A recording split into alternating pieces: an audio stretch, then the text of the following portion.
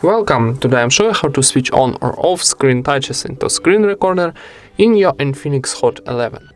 First of all, open your top navigation bar and find here screen recording button. If you don't have this button here, press to pencil in the top and then scroll down and find here this button. Then when you find this button, press and hold to this button and drag to top to add. And now click back for saving. Now when you add this button here in the top navigation bar, press and hold, and here screen recorder settings opening. And last option, how you can see, record screen click position. This position of switcher is activate this option, and this it's turn off this option.